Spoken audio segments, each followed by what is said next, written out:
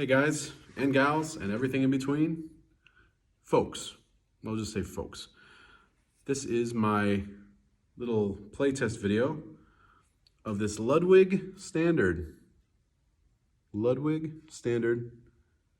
St. Louis, Missouri. And I just made a video kind of showing this horn off. I've been playing it for about 4 days now. I've had it back from my tech for 4 days. And lo and behold, I realized that it needs a short shank mouthpiece. This is the shortest short shank mouthpiece that I own out of the several hundred mouthpieces that I own. And it's also one of the most open and deep mouthpieces I've ever attempted to play. This is a Besson 7, which apparently is a fairly common mouthpiece across the pond in England. It's got a huge throat. That's probably a 16 throat. Maybe an 18, maybe a 17. I don't know. It's very, very big. It's actually bigger than my Bobby Shoe flugelhorn, my Yamaha Bobby Shoe flugelhorn mouthpiece. This throat is bigger than that. It's huge. And look at how deep and conical that cup is. It's got a slightly deeper cup than my favorite flugelhorn mouthpiece too. So this horn is like a small bore, and it's very, very tight, especially because of the way that the bell has this little crazy, they sometimes call this a pig's tail or a pig's crook, or I don't know what, I really don't know what they call it, but it has this little zzz, zzz, zzz before the bell. And the bell is small, it's a 4.5 inch bell, and it's got kind of a small conical taper. And it's a little longer than most standard wrap cornets. This is not a standard wrap cornet. This is different, of course. And it's a little shorter than any trumpet I've ever seen, or any standard wrap trumpet. So it's kind of in between. And it's from either the late 1920s or the early 1930s. Gold wash bell, frost silver, also known as bead blasted. And they had to quadruple silver plate this. And my tech, Brian Casserly, tells me this is a Martin stencil. So it's a stencil made for Ludwig, and with Ludwig's St. Louis, their engraving just was stamped on it. But I've been told it's actually a Martin. So I didn't play it in the last video because I was not happy with how it was playing, because I was using a long shank cornet mouthpiece. And it was kind of working, but the tone was not full and it was very pitchy. Well, with this tiny but super deep Besson, the tone is very rich. It's not a big sound the way a trumpet has like lots of high overtones, but it's got a nice little punch and it's much better in tune. Let me quickly empty. Yeah. The one thing that I'm annoyed with about it is the fact that it collects a lot of spit in this tuning slide. This is actually, this slide back here is actually the tuning slide. And I might have my tech put a spit key on this slide. If it screws up the way that it blows, I don't know what we're gonna do, but I really don't like having to pull this slide out multiple times. Because if I keep doing that, it's gonna get loose. Even if it's well lubricated like it is now, doing this every day or a few times a week, having to pull that out multiple times, every time that I play it, it's gonna get worn out. That's just part of how the way slides work. They aren't meant to be pulled out constantly. And it seems like since the only actual spit key that came on it from the factory is kind of high up and everything drops down. So you see the lowest point on the horn is here.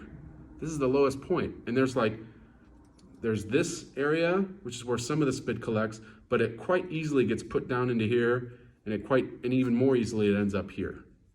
So I might have a spit key put on here. But anyway, wanted to do some playing on this thing on video. With this deep mouthpiece, it plays much better in tune. It's still not quite as in tune as a trumpet, but I'm figuring it out. I'm figuring out how to play it, so.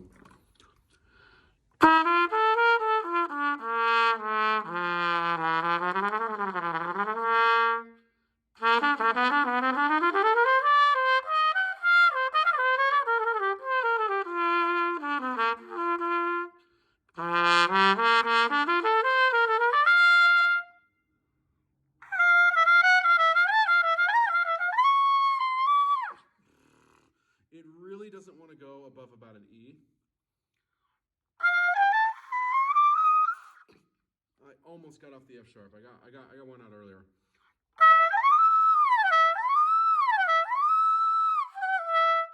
That's just so high on this gigantic mouthpiece. So I would not want to go up there very much.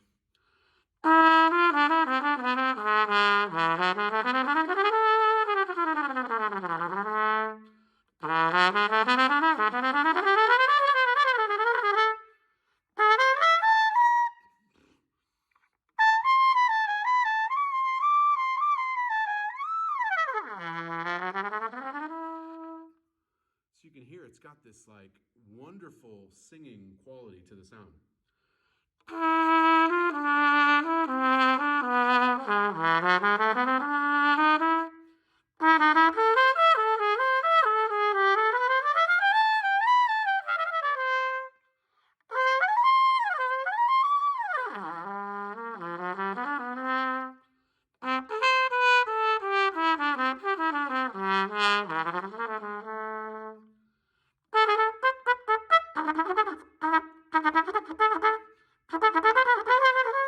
I'm trying to figure out something to play it.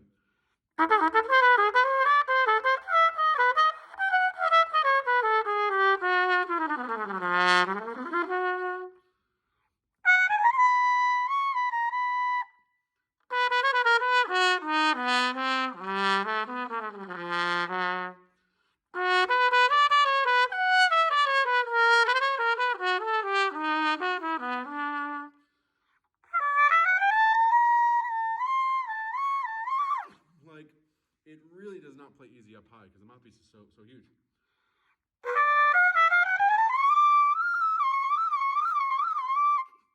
It's barely slotting those notes.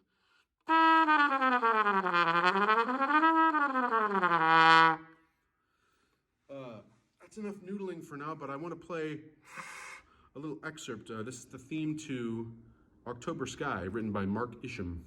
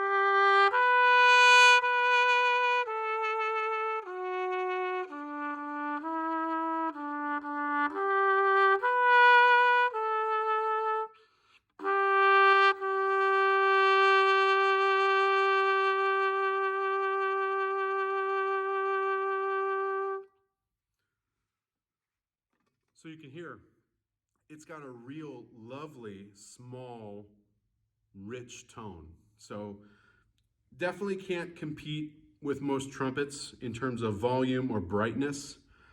But if I'm playing with like singer-songwriters, or I'm playing in a very small room, or I don't want to be loud and bright, or I'm playing more of a support role in the ensemble, yeah, there it goes. Playing more of a support role, and I don't want to be overbearing, this is a very, very fine instrument, honestly. I got it from a gentleman in St. Charles, Missouri.